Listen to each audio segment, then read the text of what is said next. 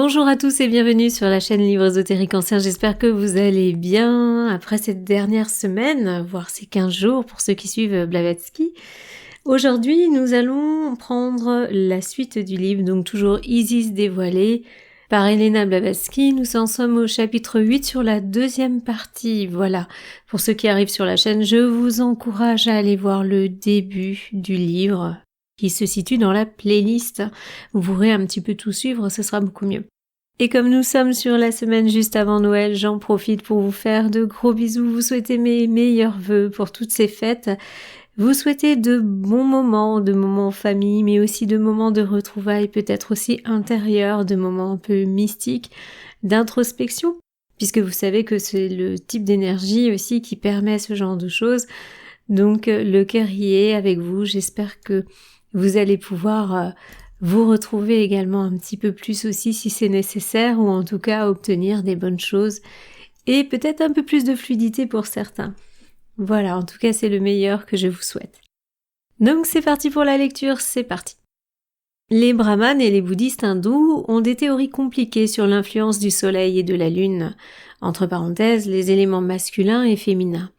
Donc ces influences qui contiennent des principes positifs et négatifs opposés à la polarité magnétique. L'influence de la Lune sur les femmes est bien connue, disent tous les anciens auteurs sur le magnétisme. Et Ennemoser, de même que Dupotet, confirme dans tous leurs détails les théories des voyants hindous. Le respect des bouddhistes professe pour le saphir, qui était aussi consacré à la Lune dans toutes les autres contrées et peut être fondé sur quelque chose de plus scientifiquement exact qu'une pure et simple superstition. Bouddhiste, c'est un peu facile, alors on sait que les saphirs en général ça vient d'Inde, hein, une grosse partie en tout cas.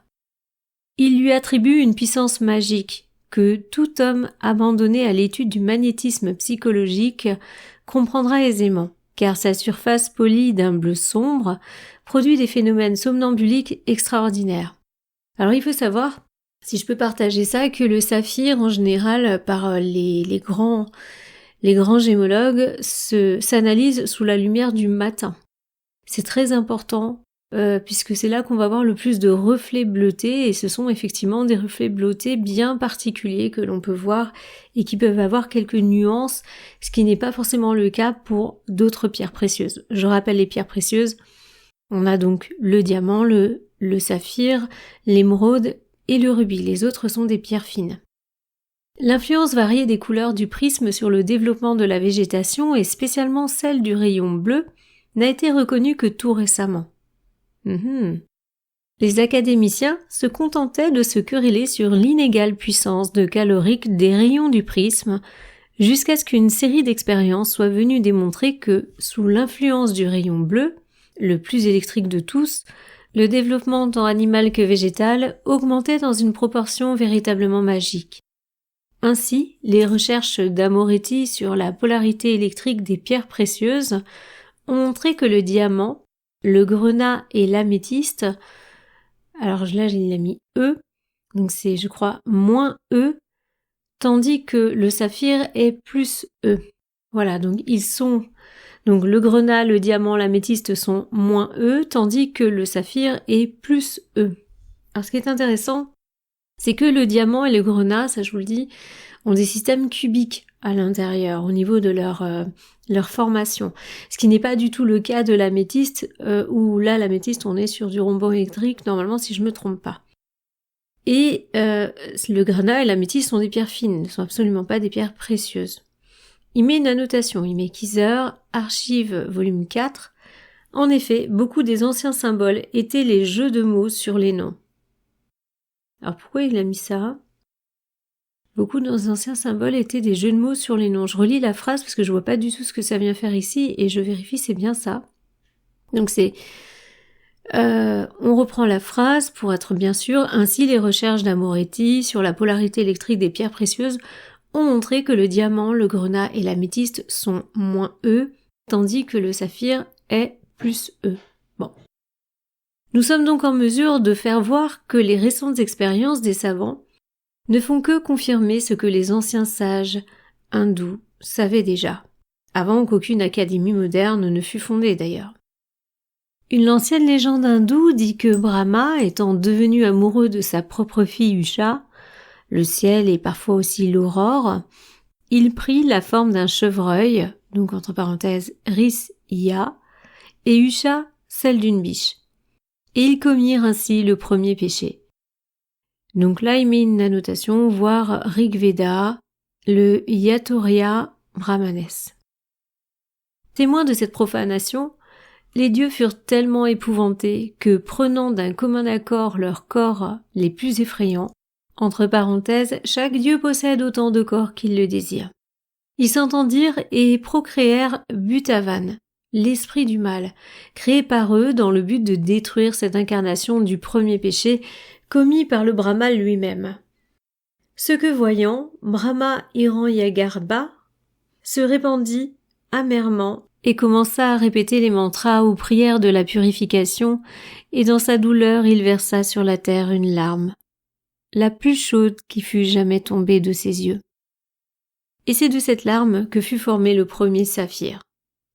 La légende, moitié sacrée, moitié populaire, montre que les hindous connaissaient quelle était la plus électrique des couleurs du prisme. Bien plus, l'influence particulière du saphir était aussi bien définie que celle des autres pierres précieuses. Orphée enseigne comment il est possible d'impressionner toute une assistance avec la pierre d'aimant. Pierre d'aimant, vous savez, hématite, qui est redynamisée, mais il y en a d'autres aussi. Pythagore accorde une attention particulière à la couleur et à la nature des pierres précieuses, tandis qu'Apollonius de Tyane apprend à ses disciples les vertus secrètes de chacune d'elles, et change chaque jour de bague, faisant usage d'une pierre particulière pour chaque jour du mois, suivant les lois de l'astrologie judiciaire. Donc les pierres, c'est vrai qu'elles interviennent beaucoup dans les textes anciens. Sur la chaîne, vous avez un livre à ce sujet. Les bouddhistes affirment que le saphir produit la paix de l'esprit, l'équanimité, qu'il chasse toutes les mauvaises pensées, en établissant une circulation saine dans l'homme. Une batterie électrique agit de même si son fluide est bien dirigé, disent nos électriciens. Le saphir, disent les bouddhistes, ouvre les portes closes et les maisons à l'esprit de l'homme. Il inspire le désir de la prière, apporte avec lui plus de paix et de calme que toutes les autres pierres. Mais celui qui le porte doit mener une vie pure et sainte. Diane, la lune, est fille de Zeus et de Proserpine. Proserpine qui représente la terre dans son travail actif. Et selon Hésiode, comme Diane Elitia Lucina, elle est la fille de Junon. Mais Junon, dévoré par Saturne ou Chronos et rendu à la vie par Métis le Céanide, est connue aussi comme la terre. Saturne, comme évolution du temps, avale la Terre dans un des cataclysmes préhistoriques. Et c'est seulement lorsque Métis, entre parenthèses les eaux, en se retirant dans leurs nombreux lits, dégage le continent, que l'on dit que Junon est rendu à sa première forme. L'idée est exprimée au 9e et 10e verset du premier chapitre de la Genèse. Dans les fréquentes querelles conjugales entre Jupiter et Junon, Diane est toujours représentée comme tournant le dos à sa mère et souriant à son père, quoiqu'elle le réprimande souvent pour ses nombreuses frédaines.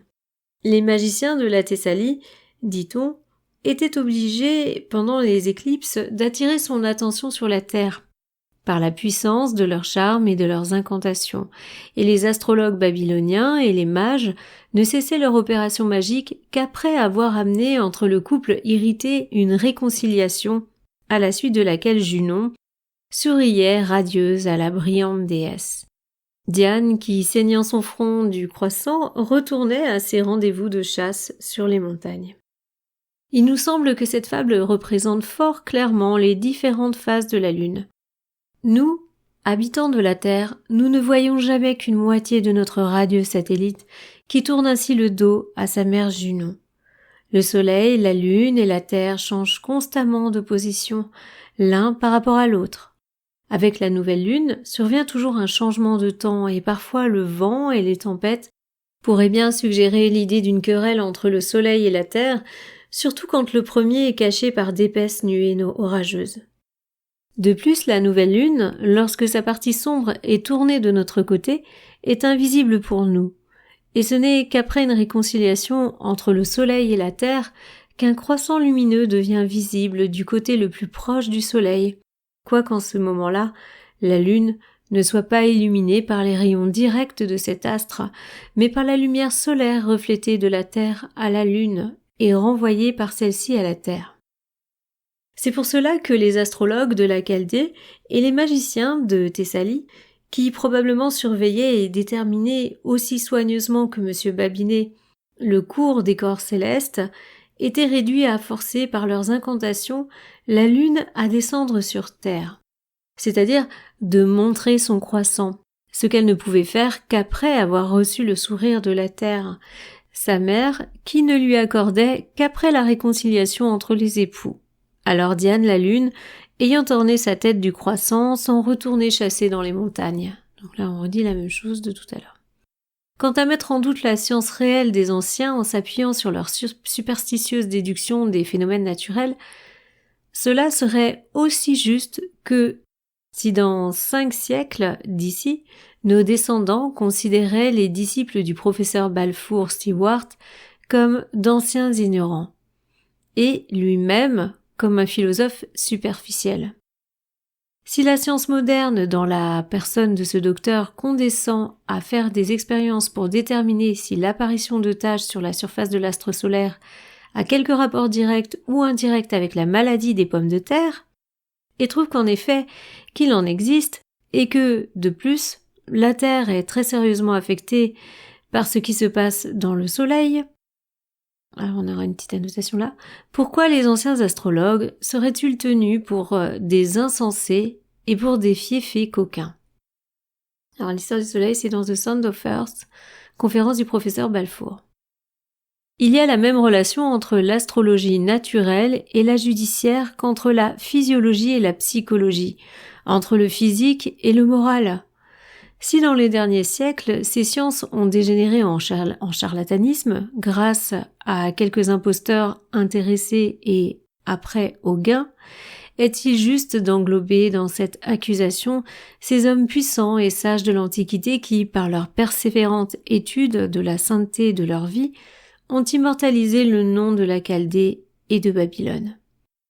Assurément, ce que l'on reconnaît aujourd'hui pour avoir calculé exactement les observations astronomiques remontant jusqu'à 100 ans après le déluge, du haut de l'observatoire, de belles enveloppées de nuages, entre guillemets, comme le désigne Draper, ne doivent certes pas être considérés comme des imposteurs.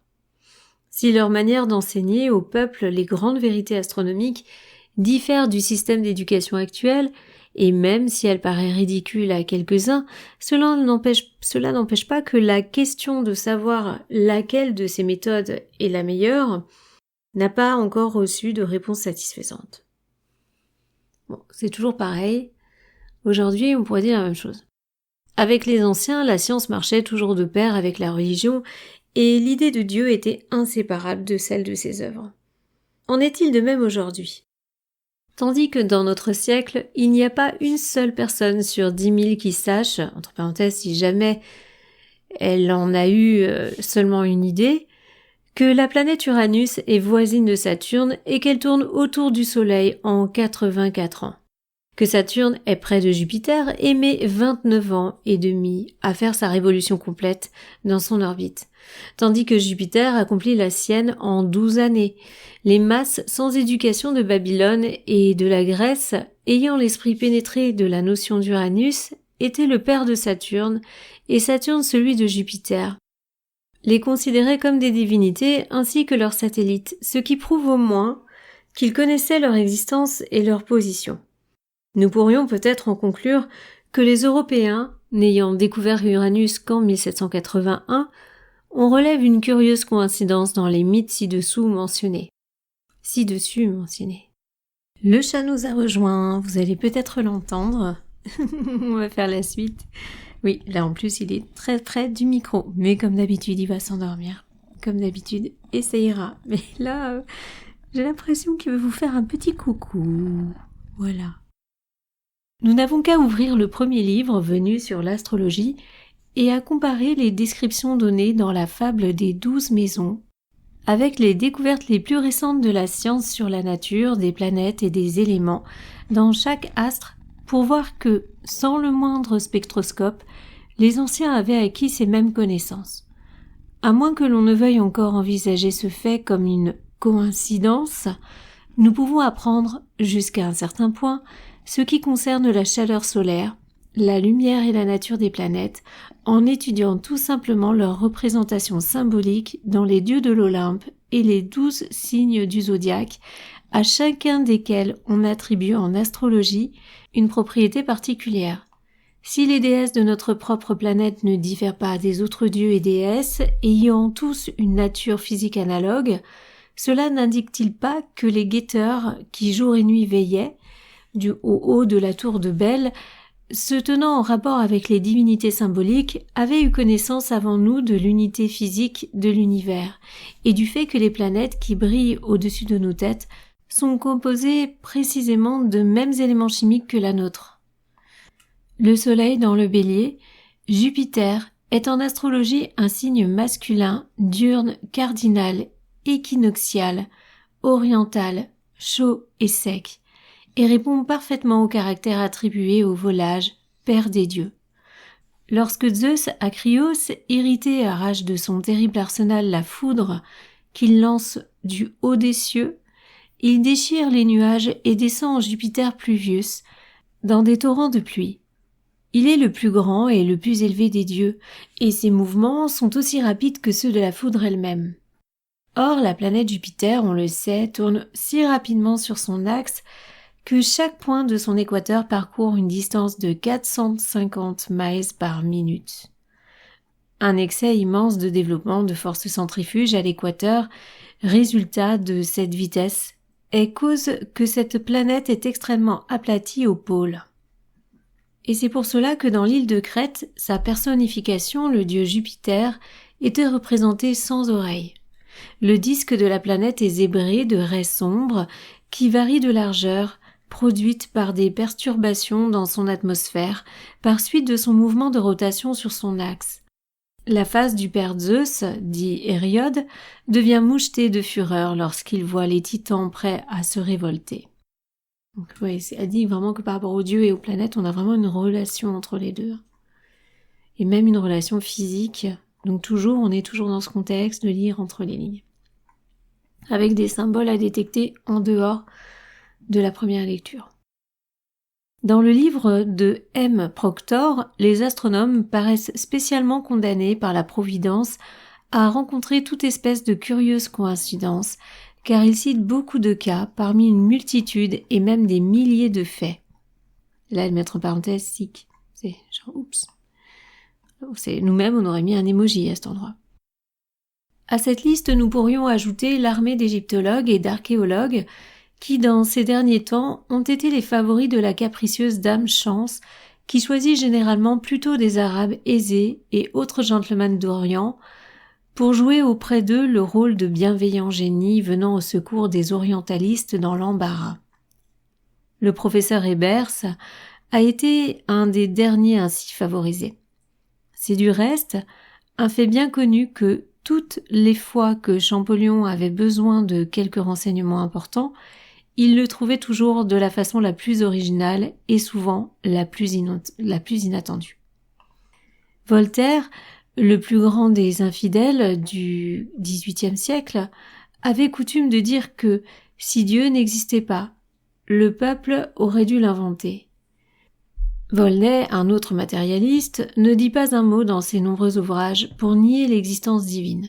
Au contraire, il affirme nettement dans plusieurs endroits que l'univers est l'œuvre de la sagesse suprême, et il est convaincu qu'il existe un agent suprême, un ouvrier universel et unique, désigné par le nom de Dieu. On a une petite annotation, Volney, la loi naturelle. Voltaire devient pythagoricien sur la fin de sa vie et conclut en disant « J'ai passé 40 ans de mon pèlerinage à chercher cette pierre philosophale qui a nom la vérité. J'ai consulté tous les adeptes de l'Antiquité, Épicure et Saint-Augustin, Platon, Malebranche, et je reste encore dans l'ignorance.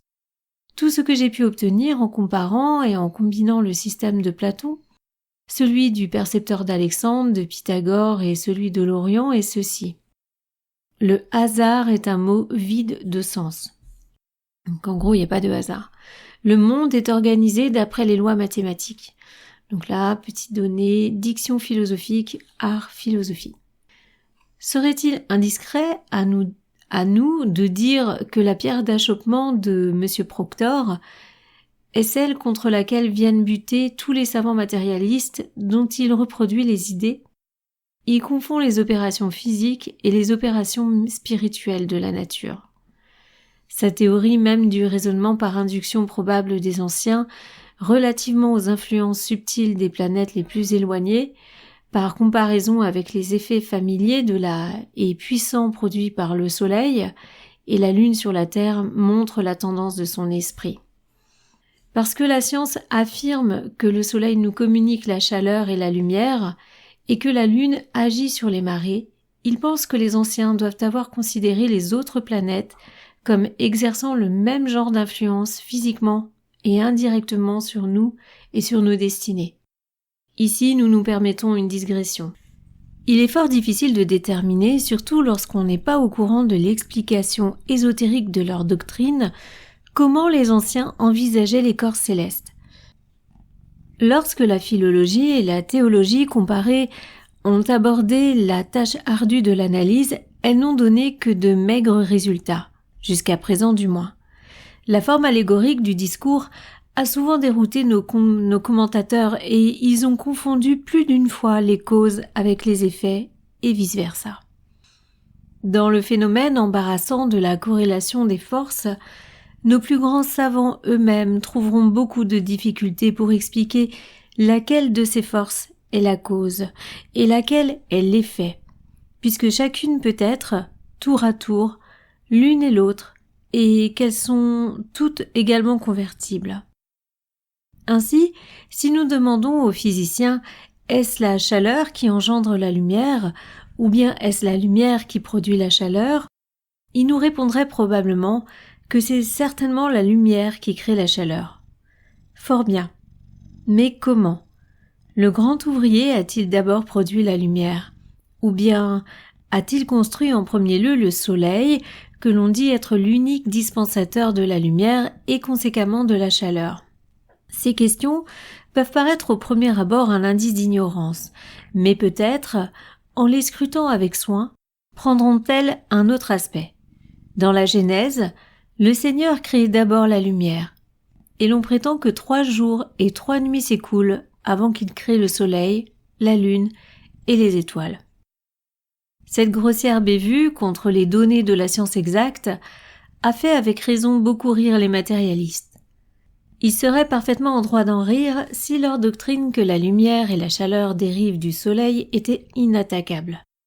Jusqu'à une époque très récente, rien n'est survenu qui puisse ébranler cette théorie, laquelle, faute d'une meilleure, suivant l'expression d'un prédicateur, règne en souveraine dans l'empire de l'hypothèse.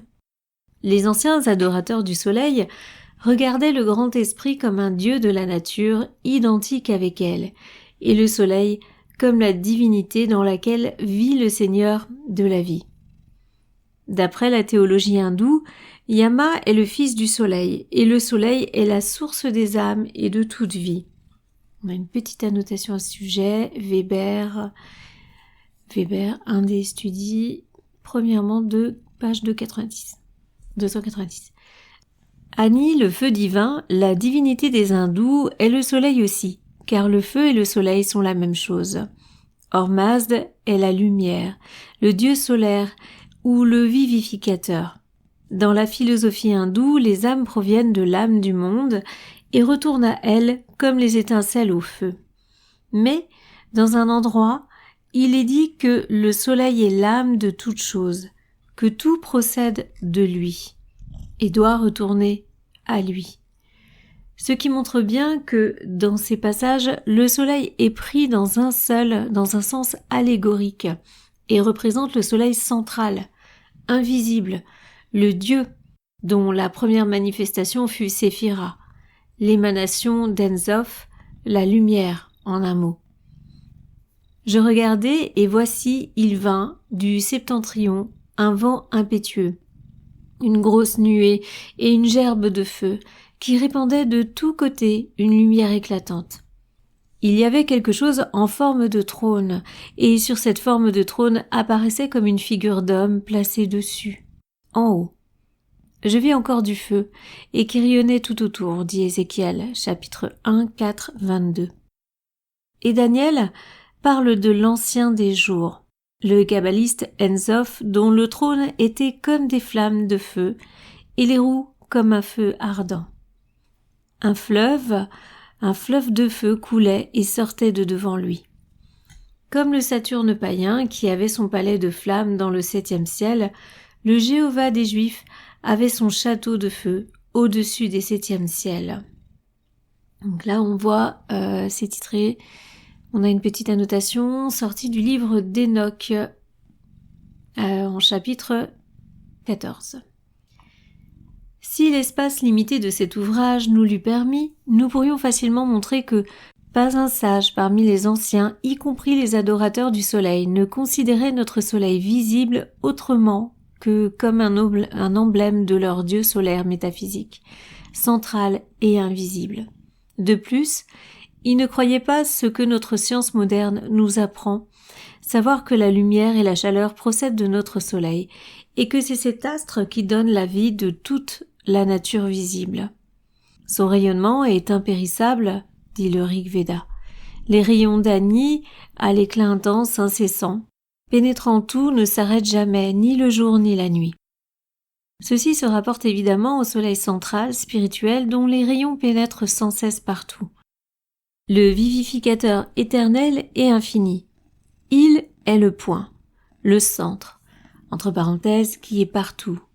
Le centre du cercle, qui est nulle part, entre parenthèses.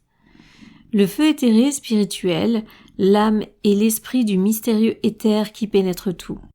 Le désespoir et le malheur des matérialistes qui, quelques jours, trouveront que la cause des innombrables manifestations des forces cosmiques en éternelle corrélation n'est qu'une divine électricité, ou plutôt un galvanisme, et que le soleil n'est qu'un des myriades d'aimants disséminés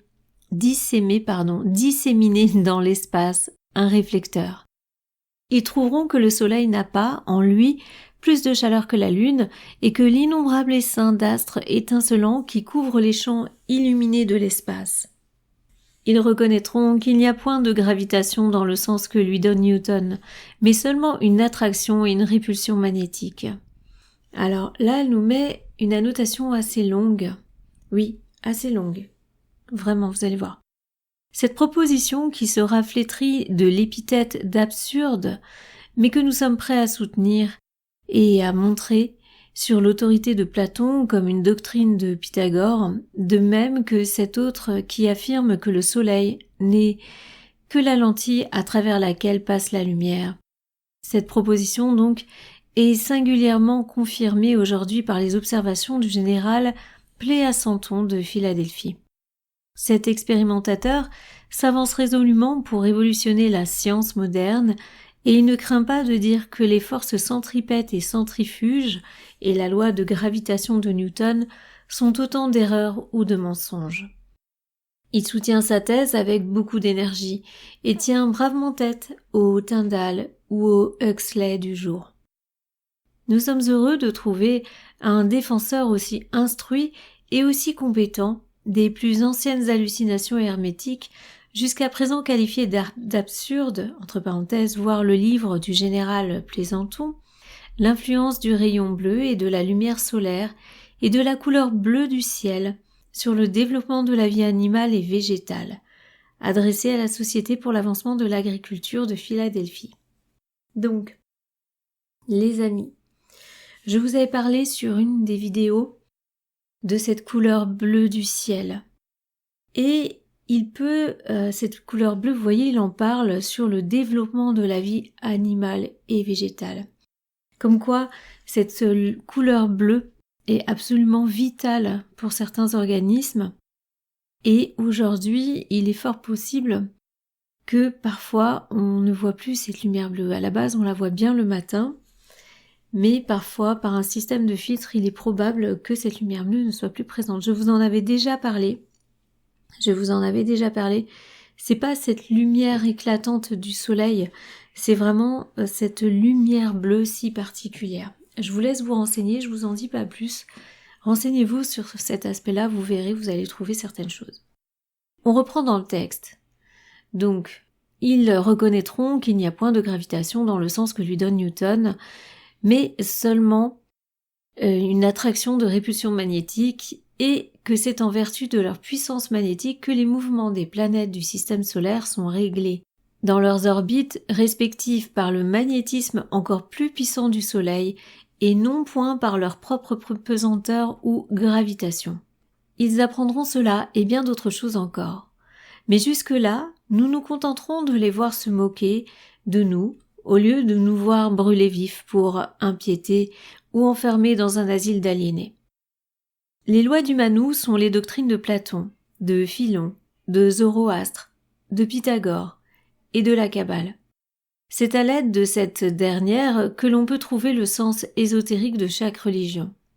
La doctrine kabbalistique du Père et du Fils alors, on a deux noms en grec, est identique avec la base du bouddhisme.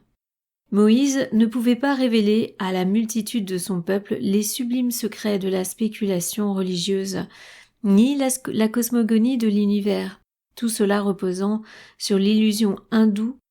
Un masque ingénieux voilait le sanctum sanctorum, mais il devait aussi égarer les commentateurs théologiques.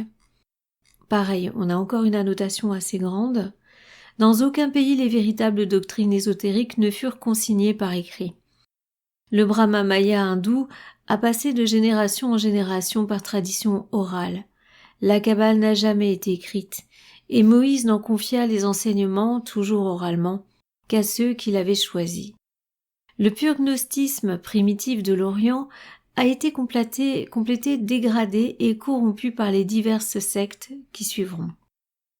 Philon, dans le livre de Sacrificis, Abélie et Caïni, déclare qu'il y a là un mystère qui ne doit pas être révélé et à ceux qui ne sont point initiés. Platon garde le silence sur une foule de points et ses disciples font constamment allusion à ce fait. Tout homme qui a étudié ces philosophes, ne fût-ce que superficiellement, en lisant les instituts de Manu, apercevra clairement que toutes ces doctrines ont été puisées à la même source. Cet univers, dit le Manu, existait seulement dans une idée divine primitive, encore en germe et comme enveloppé de ténèbres, imperceptible, indéfinissable, impossible à découvrir par le raisonnement et encore non dévoilé par la révélation, comme si elle était encore plongée dans le sommeil, alors que la seule puissance existant par elle-même, inconnue et invisible elle-même, apparut avec une gloire non amoindrie et sans pareille, et donnant issue à cette idée, elle dissipa l'obscurité. Ainsi s'exprime le premier code du bouddhisme. L'idée de Platon, c'est la volonté ou le logos, le verbe qui se manifeste lui-même. Cette divinité se manifestant de la sorte est l'éternelle lumière de qui procède, comme une émanation, la lumière visible et matérielle. Voilà, là on va revenir au texte. Les hérésies kabbalistiques reçoivent un appui inespéré des théories hétérodoxes modernes. D'après leur dire, fondées sur des faits bien plus incontestables que ceux sur lesquels les savants orthodoxes basent les leurs, l'espace entre le Soleil et la Terre est rempli par un agent matériel, qui, autant que nous pouvons en juger par ses descriptions, répond à la lumière astrale kabbalistique. Le passage de la lumière à travers ce milieu doit produire un frottement énorme. Le frottement développe de l'électricité, et c'est cette électricité et les forces magnétiques corrélatives qui forment ces forces effrayantes de la nature, qui déterminent sur, dans et autour de notre planète les divers changements que l'on y remarque partout. Il démontre que la chaleur terrestre ne peut pas dériver directement du Soleil, car la chaleur monte. La force par laquelle la chaleur est produite est une force répulsive, dit-on. et comme elle est associée avec l'électricité positive, elle est attirée vers les parties supérieures de l'atmosphère par son électricité négative, toujours associée avec le froid, qui est contraire à l'électricité positive. On affermit la position en montrant que la Terre qui, lorsqu'elle est couverte de neige, ne peut être affectée par les rayons du soleil, est plus chaude là où la neige est plus épaisse. Plaisanton explique ce fait par la théorie que le rayonnement de la chaleur de l'intérieur de la Terre électrisée positivement, rencontrant à la surface la neige électrisée négativement, en contact avec cette surface, il y a production de chaleur. Il montre ainsi que ce n'est nullement au soleil que nous sommes redevables de la lumière et de la chaleur, que la lumière est une création sui generis qui est venue de l'existence lorsque la divinité le voulut et prononça son fiat, que la lumière soit, et que c'est cet agent matériel indépendant qui produit la chaleur par le frottement en raison de son énorme et incessante rapidité de mouvement. En somme, c'est auprès de la première émanation des kabbalistes que le général Plaisanton nous introduit, et c'est elle qu'il nous présente, c'est bien la séphira, ou intelligence divine, entre parenthèses le principe féminin, qui unit à Ensof, ou la sagesse divine, entre parenthèses le principe masculin, produit toute chose visible et invisible. Il rit de la théorie couramment admise de l'incandescence du soleil et de sa substance gazeuse. La réflexion du photosphère du soleil, dit-il, passant par les espaces planétaires et stellaires, doit avoir créé une vaste somme d'électricité et de magnétisme. L'électricité, par l'union de ses polarités opposées, émet de la chaleur et transmet du magnétisme à toutes les substances capables de le recevoir. Le soleil, les planètes, les étoiles et les nébuleuses sont tous des électroaimants, etc. Si ce courageux et savant amateur parvient à bien établir sa thèse, les générations futures seront peu portées à rire de Paracès et de sa lumière sidérale ou astrale ou de sa doctrine de l'influence magnétique des étoiles et des planètes sur toute créature vivante, plante ou minérale de notre globe. De plus, si l'hypothèse de Plaisanton est reconnue exacte, la gloire transcendante de Tyndale sera grandement ternie. L'opinion publique est que le général donne un terrible assaut au savant physicien, qui a attribué au soleil les effets calorifiques qu'il a éprouvés pendant une excursion dans les Alpes et qui étaient tout simplement dus à sa propre électricité vitale. Alors pareil, on a une petite annotation, une grande. Il paraît qu'en descendant du Mont Blanc, Tyndale souffrit beaucoup de la chaleur quoiqu'il marchait dans la neige jusqu'aux genoux. Le professeur attribue cela au rayonnement ardent du soleil, mais Plaisanton soutient que si les rayons du soleil avaient été aussi intenses que le prétend le voyageur, il aurait fait fondre la neige, et ce qui n'avait pas eu lieu. Il en conclut que la chaleur dont souffrait Tyndale provenait de son propre corps et était due à l'action électrique du soleil sur ses vêtements de laine sombre qui étaient électrisés positivement par la chaleur de son corps. C'est possible, hein? L'éther froid et sec de l'espace planétaire et la partie supérieure de l'atmosphère terrestre étaient électrisés négativement de leur fluide tombant sur son corps et ses vêtements chauffés et électrisés positivement développait ainsi un surcroît très sensible de chaleur, voir l'ouvrage précité. Donc voilà, petite annotation, grande annotation, on revient au texte. La prépondérance de ces idées révolutionnaires dans le domaine de la science nous amène à demander à ses représentants s'ils sont capables d'expliquer pourquoi la marée suit la Lune dans son mouvement de rotation. Le fait est qu'ils ne peuvent pas même faire la démonstration d'un phénomène aussi familier que celui-là et qu'il n'est nullement un mystère pour les simples néophytes de l'alchimie et de la magie. Nous aimerions aussi savoir s'ils sont aussi incapables de nous dire pourquoi les rayons lunaires sont si pernicieux à certaines organisations. Pourquoi, dans certaines parties de l'Afrique et de l'Inde, une personne dormant au clair de lune, devient très souvent folle. Ah bon? Il faudrait savoir pourquoi. Pourquoi les crises dans certaines maladies correspondent avec les changements lunaires? Pourquoi les somnambules sont plus affectés à l'époque de la pleine lune? Et pourquoi les jardiniers, les fermiers et les bûcherons persistent avec tant de ténacité dans la conviction que la végétation subit les influences de cet astre? Plusieurs espèces de mimosas ouvrent et ferment alternativement leurs pétales, suivant que la pleine lune est obscurcie par des nuages ou qu'elle émerge brillante de leur sein. Les hindous de Travancore ont un proverbe populaire extrêmement significatif qui dit « De douces paroles valent mieux que des mots violents. La mer est attirée par la froide lune et non par le soleil ardent. » Peut-être que celui ou ceux qui lancèrent ce proverbe dans le monde en savaient davantage sur la cause de cette attraction des eaux par la lune que nous n'en savons. Ainsi, si la science ne peut expliquer la cause de son influence physique, que pourrait-elle savoir des influences morales et occultes exercées par les corps célestes sur les hommes et sur leur destinée?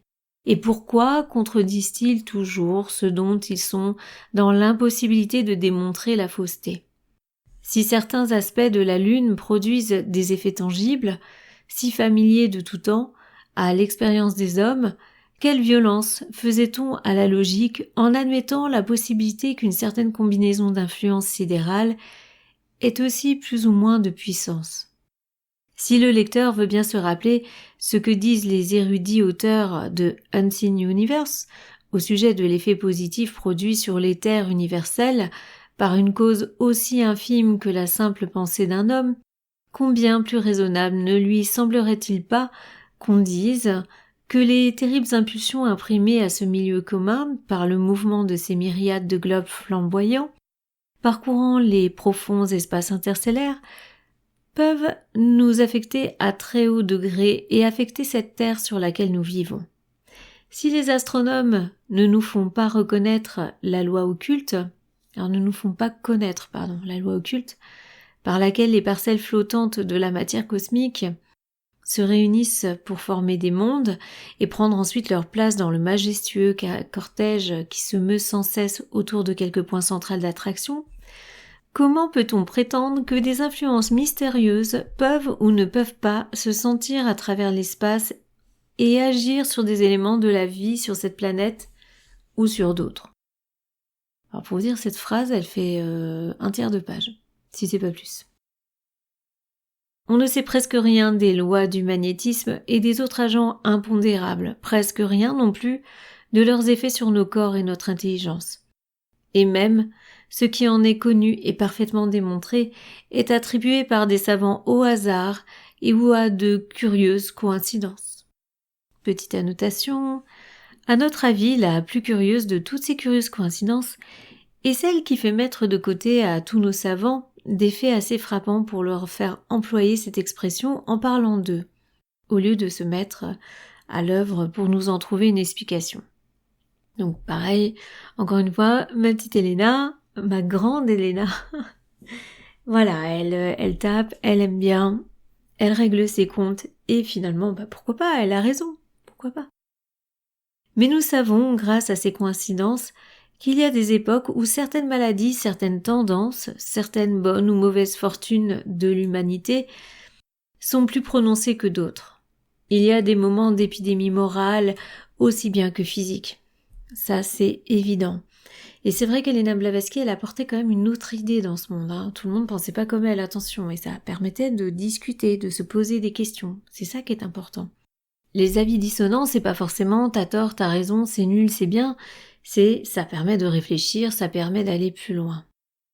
À une époque, l'esprit de controverse religieuse réveille les plus farouches passions dans la nature, dont la nature humaine soit susceptible, provoquant la persécution naturelle, l'effusion du sang, les guerres.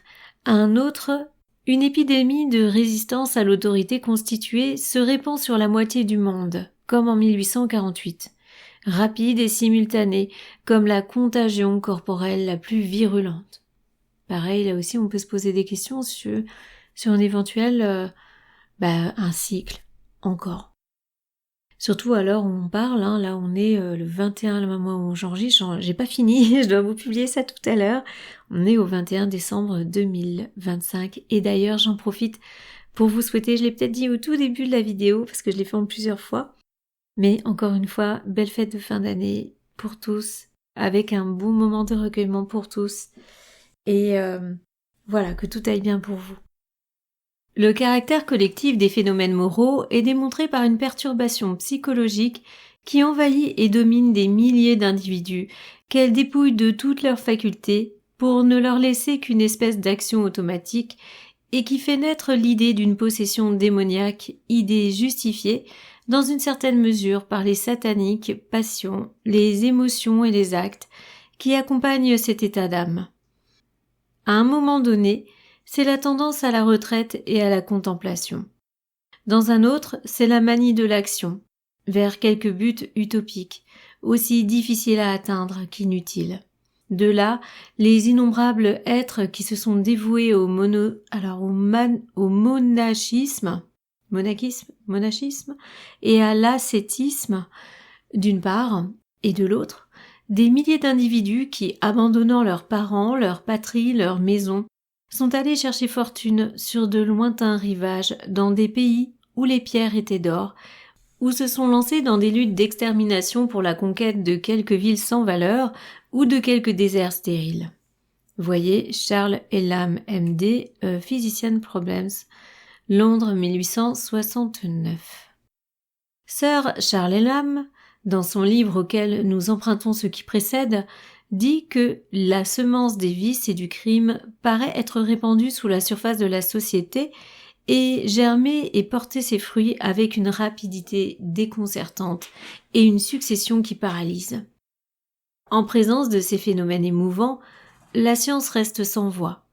Elle n'essaye même pas de faire de conjectures sur les causes, et naturellement, il n'en pourrait être autrement, puisqu'elle n'a pas encore appris à regarder en dehors de cette boule de boue sur laquelle nous vivons, et de sa lourde atmosphère pour chercher les influences cachées qui agissent sur nous journellement et même à chaque minute.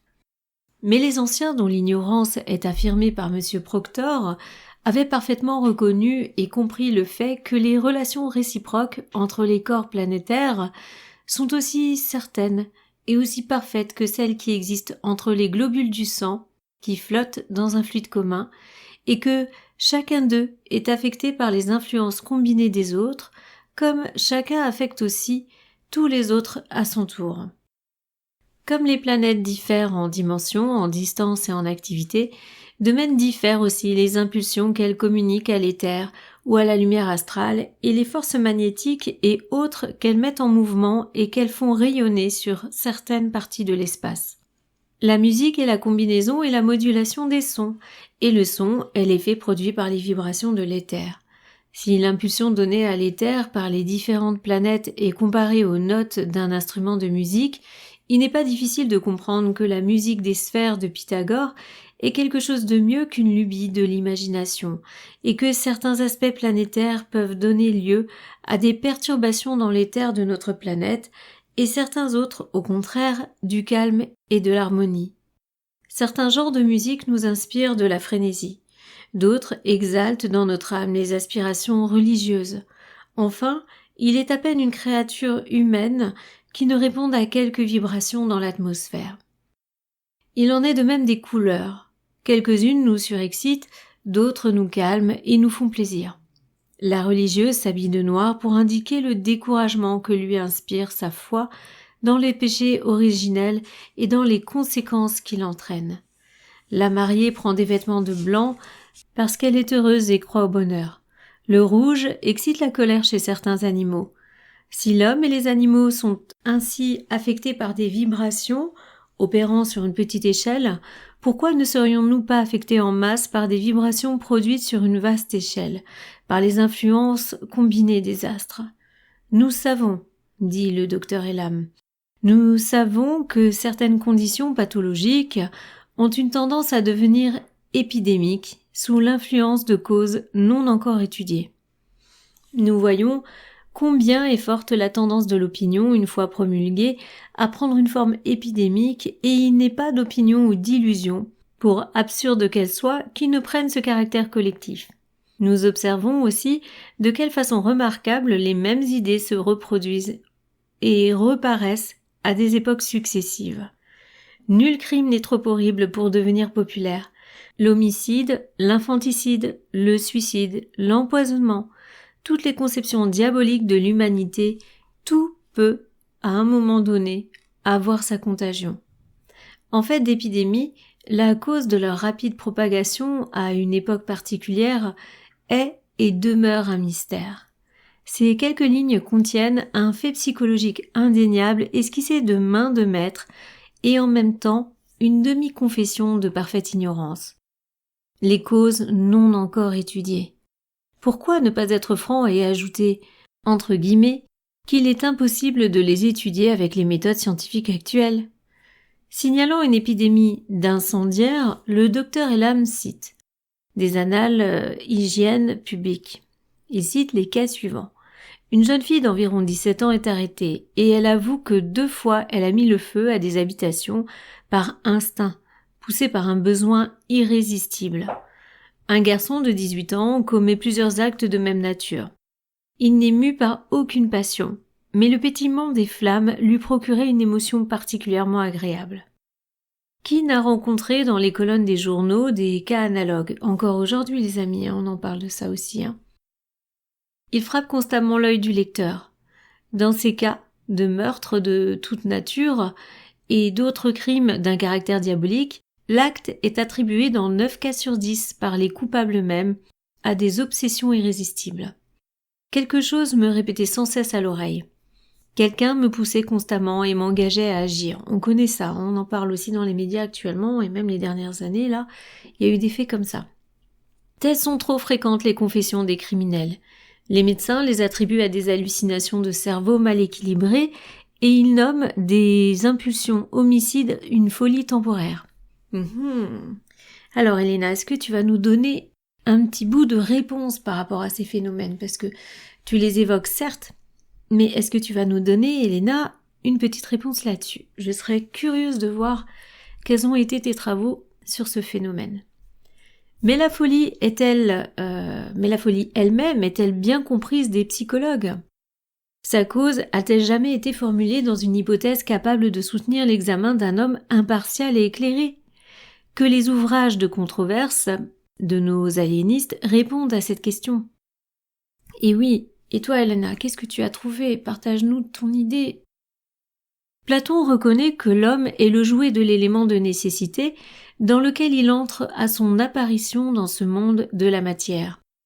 Il est influencé par ses causes extérieures et ces causes sont des daimonia.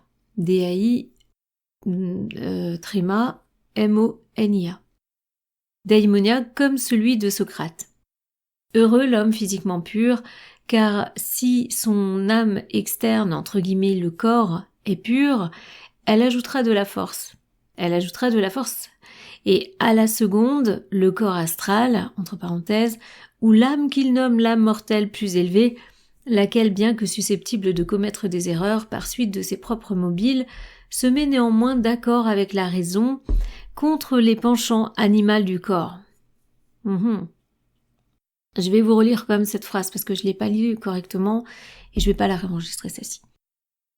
Heureux l'homme physiquement pur, car si son âme externe, entre guillemets le corps, est pure, elle ajoutera de la force, à la seconde, entre parenthèses le corps astral, ou l'âme qu'il nomme l'âme mortelle plus élevée, laquelle, bien que susceptible de commettre des erreurs par suite de ses propres mobiles, se met néanmoins d'accord avec la raison contre les penchants animaux du corps. Les désirs de l'homme naissent de son corps matériel périssable, et il en est de même des autres maladies.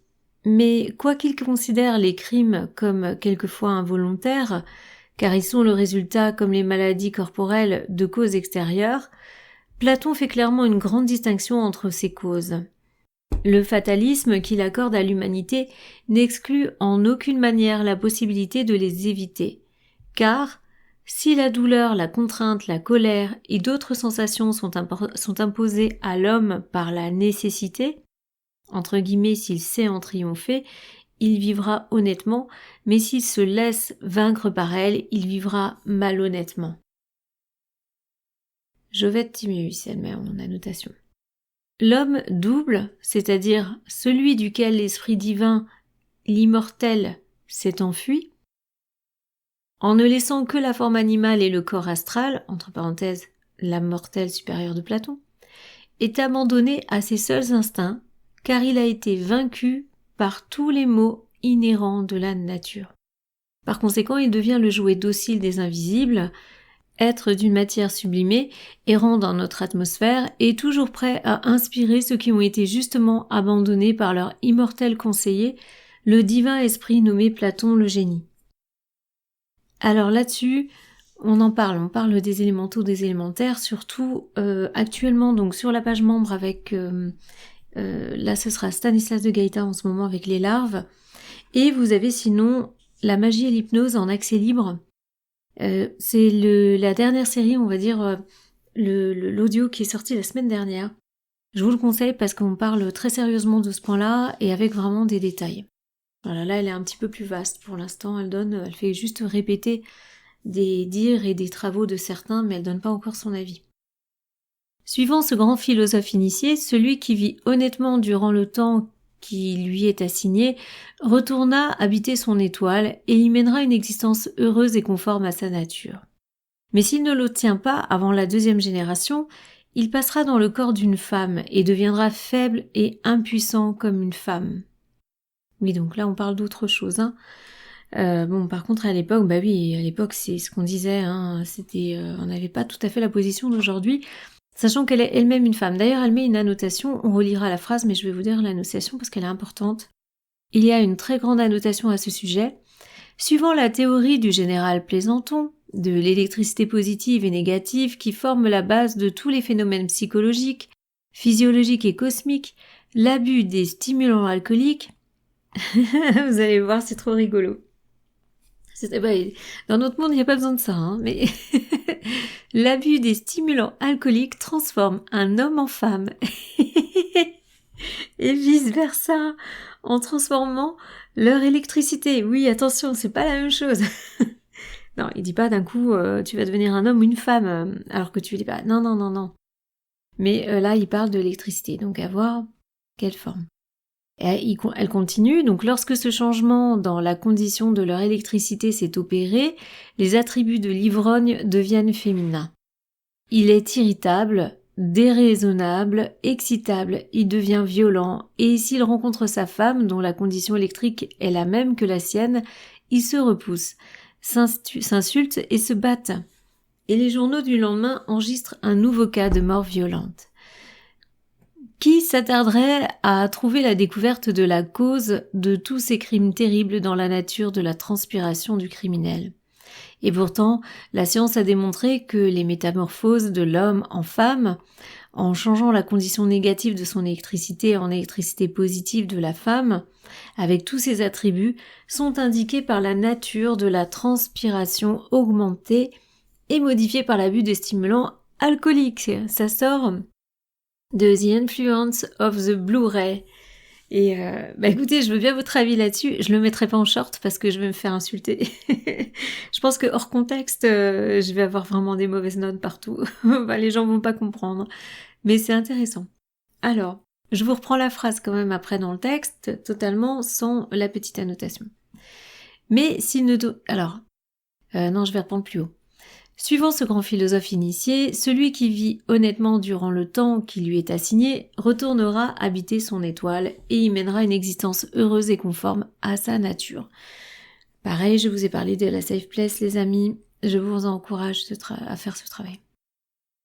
Mais s'il ne l'obtient pas avant la deuxième génération, il passera dans le corps d'une femme et deviendra faible et impuissant comme une femme. Et si, dans cette condition, il ne se détourne plus du mal, il sera changé en une brute qui lui ressemblera dans ses mauvais jours, et ses tourments et ses transformations ne cesseront point jusqu'à ce que, suivant le principe originaire de bonté qui est en lui, il surmonte, à l'aide de la raison, les dernières sécrétions des éléments irrationnels et turbulents, composés de feu, d'air, d'eau et de terre, et reviennent à la forme de sa première et meilleure nature. Alors, petite annotation ici, Platon Timée. Donc en gros, une forme première et meilleure nature, ce serait plutôt l'homme, c'est ça ? Bon, à voir, hein. Aujourd'hui, je pense qu'on n'a pas tout à fait les mêmes concepts. Je dirais même qu'on part un peu sur notre extrême, mais qui sait, peut-être que il y a peut-être des choses à comprendre. Alors, mais le docteur Elam pense autrement. À la page 194 de son livre Physician Problem, il dit que la cause de la propagation de certaines épidémies physiques qu'il indique demeure un mystère. Mais, en ce qui concerne l'incendiarisme, donc les gens qui mettent le feu partout, il remarque que dans tout cela, il n'y a rien de mystérieux, quoique l'épidémie soit fortement développée. Étrange contradiction. De Quincey, dans son pamphlet intitulé Murder Considered as one of the Fine Arts, donc De Quincey parle d'une épidémie d'assassinat. En 1588, donc de 1588 à 1635, par laquelle 7 hommes les plus distingués de l'époque périrent par la main des assassins. Et ni lui, ni aucun autre commentateur n'a pu expliquer la cause de cette manie homicide. Alors, on parle bien de 7 des hommes les plus distingués. 7 des hommes les plus distingués de l'époque, et on parle entre 1588 et 1635. Je sais pas ce qu'on pourrait dire, mais aujourd'hui, 7, c'est pas beaucoup aujourd'hui, hein. Sauf si j'ai pas bien compris, mais là, on peut se poser des questions sur ce que c'était, comment ça se passait. Parce que là, je pense que ça, c'est même pas en un an chez nous. Enfin, je sais pas, mais bon. Si nous pressons ces messieurs pour obtenir une explication, qu'en leur qualité de philosophes, ils sont tenus de nous donner, on nous répondra qu'il est bien plus scientifique d'assigner, pour cause à ces épidémies, la surexcitation des esprits. Une époque d'agitation politique, 1830, la fièvre d'imitation et l'impulsion. Des garçons désœuvrés, faciles à entraîner, et des filles hystériques, et autres balivernes que de s'attarder sur des absurdes recherches. Voilà, donc il parle plus de ça. Pour eux, c'est plus un cas de personnes dans la rue ou voilà. Pour eux, le problème, c'est les garçons désœuvrés et faciles à entraîner ou des filles hystériques, mais on va pas aller ailleurs. Donc, et autres balivernes que de s'attarder à d'absurdes recherches pour vérifier des traditions superstitieuses et hypothétiques lumière astrale. Et oui, il peut y avoir des petites contaminations astrales. Contamination élémentaire aussi. Élémentaux également. Il nous semble cependant que si, par quelque fatalité providentielle, l'hystérie venait à disparaître entièrement de l'organisme humain, la confrérie médicale se trouverait fort empêchée pour donner l'explication de bien des phénomènes aujourd'hui commodément classés sous le titre « symptômes réguliers de certaines conditions pathologiques des centres nerveux ». L'hystérie a été jusqu'à présent l'encre de salut des pathologistes sceptiques.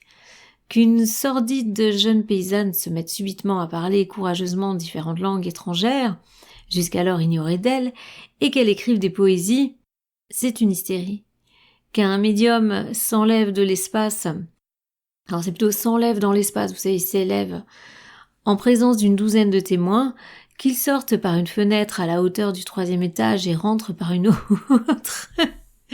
Ouais, mais je sais pas si aujourd'hui on peut voir peut-être des phénomènes de lévitation, mais sorti d'une fenêtre et rentré par une autre, c'est waouh, même moi qui suis dans ce domaine quand même, je trouve ça fort. Je trouve ça ouf. Trouble des centres nerveux suivi d'illusions collectives hystériques. Donc ça c'est Littré, Revue du Monde, en annotation. Un terrier écossais, enfermé dans une chambre pendant une manifestation, s'est lancé par une main invisible à travers la pièce, dont le plafond est haut de 18 pieds. Celui-ci casse dans son saut périlleux un chandelier et retombe mort. Là on me dit « Voyez des mousseaux, œuvre des démons ». Ça aurait pu être sympa de le lire aussi. Donc là, elle nous évoque entre guillemets « hallucination canine ».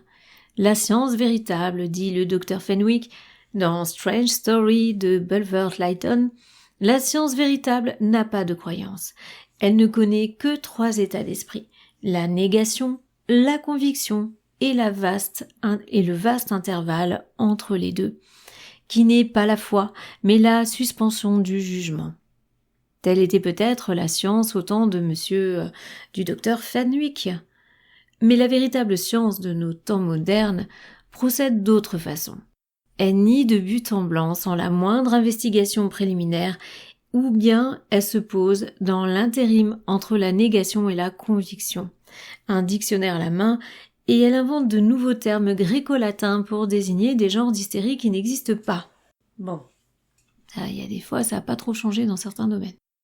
Que de fois des clairvoyants, puissants ou adeptes du magnétisme, ont décrit des épidémies de manifestations physiques, bien qu'invisibles pour les autres, que la science attribuait à l'épilepsie, à des désordres hémato-nerveux, et que dis-je encore, que sais-je, manifestations d'origine somatique qu'ils voyaient clairement grâce à leur lucidité de vision dans la lumière astrale. Ils affirment que les vagues électriques étaient dans un état de perturbation violente et qu'ils discernaient une relation directe entre ce trouble de l'éther et l'épidémie mentale ou physique alors régnante. Mais la science ne les a pas écoutés, et elle a continué son travail encyclopédique qui consiste à donner des noms nouveaux à de très vieilles choses. Et oui, ici, elle va partir sur un terrain un peu plus ésotérique justement par rapport à ces phénomènes. On a à peu près encore un peu plus d'une vingtaine de pages sur ce livre pour le finir. On va partir là justement sur la prochaine lecture sur le développement de cet aspect ésotérique de certains phénomènes psychologiques sur des personnes un petit peu dérangées, décadentes, je sais pas comment dire, mais enfin tout ce qu'elle a évoqué juste avant. Donc on verra un petit peu ce que ça donne. Pour l'instant, on va en rester là sur ce chapitre. J'espère que ça vous a plu. Je vous rappelle que demain, on aura Jolivet de Castello, la deuxième partie, enfin la deuxième vidéo. C'était vraiment aussi une lecture passionnante. Pour la fin d'Elena Blavatsky, on va, je pense, à la suite d'Isis dévoilée tome 1, on va prendre, ce qui paraît logique, le tome 2. Je pensais faire une petite demande, un petit sondage pour avoir votre avis sur les prochaines lectures, mais c'est vrai qu'il apparaît que la suite d'Isis dévoilée arrive naturellement. Je sais que sur cette chaîne, et je vous remercie d'ailleurs pour votre soutien, pour vos commentaires, pour vos messages aussi, merci beaucoup, ça fait vraiment plaisir, ça m'aide à continuer, savoir qu'il y a du monde derrière, c'est rigolo parce que moi je lis d'abord pour moi. Et je vous remercie pour toute cette assistance, je vous remercie pour ceux qui m'ont appris des choses aussi. Merci beaucoup à vous, je le dis pas assez souvent. Et là, je sais bien, je m'en rends compte, je voulais vous dire que Isis dévoilée, bien entendu qu'Elena Blavatsky, ça va pas être forcément les mêmes lectures que Papus ou que Lévy, on n'est pas du tout sur le même courant. Mais en attendant, je tiens à vous dire quand même qu'il y a des choses qui se recoupent et ça reste très intéressant. Cette chaîne, c'est pas une chaîne habituelle, c'est pas une chaîne de scoop, c'est pas une chaîne où vous avez des publications comme ça régulières. L'idée, et c'est pour ça que c'est pas forcément utile d'activer la cloche. L'idée, c'est vraiment de rentrer sur cette chaîne comme une bibliothèque avec une lecture de livres et choisir le livre qui vous convient. Je vais essayer d'en faire un maximum en tout cas. Et n'hésitez pas à avoir aussi des suggestions, sachant que je partirai quand même au début sur beaucoup de classiques. Et je fais comme je peux, comme je le dis encore, je ne suis pas une lectrice professionnelle, loin de là, je lis très très mal au départ. Et c'est d'ailleurs pour ça, je le répète encore une fois, que je me suis décidée à le lire à l'audio, parce que j'ai beaucoup de livres alors que je lis à côté, mais il y en a certains que j'ai plus de mal à lire, donc j'abandonne, surtout sur les livres anciens. Donc le fait de lire à l'audio, ça m'oblige d'une certaine façon à les lire quand même entièrement. Voilà, sur ces derniers mots, je vous souhaite de bonnes fêtes et je vous fais de gros bisous et je vous dis à bientôt sur Livre ésotérique ancien. À bientôt!